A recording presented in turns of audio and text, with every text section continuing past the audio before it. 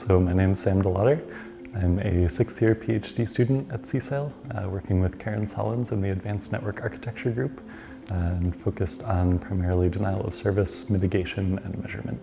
There are a few different varieties of denial of service attack. Kind of broadly, the idea is, we have some server on the internet providing some service, a website, whatever it might be, and the attack is going to typically flood that service, or maybe flood some link in the internet on the way to that service with a bunch of traffic, a bunch of requests.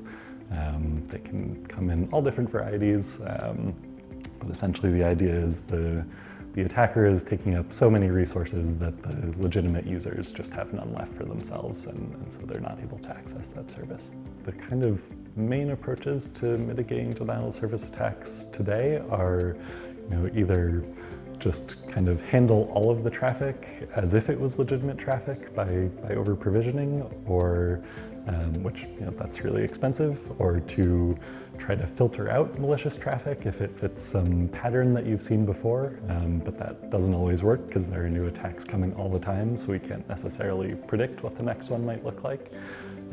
So my work is trying to take more of a sort of broader categorical approach that hopefully will protect us against new attacks as well as ones we've seen before. So I'm actually just sort of in the early phases of a new project right now, which is using proof of work as a denial of service mitigation.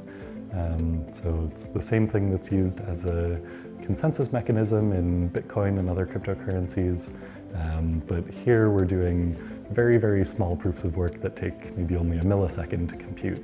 And so the idea is that legitimate clients can do these very easily with no sort of noticeable change in behavior to the user.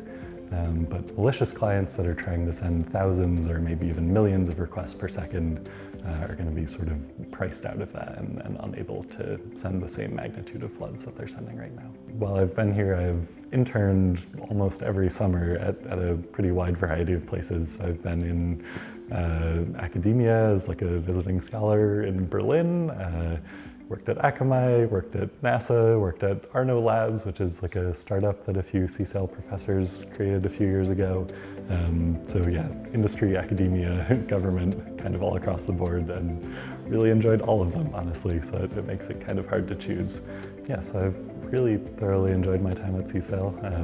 Found faculty and staff and students all to be really not just smart, but also super just friendly and down to earth and collaborative. And yeah, also the professional experience I think was really helpful to get that kind of hands-on perspective of how stuff actually works in the real world.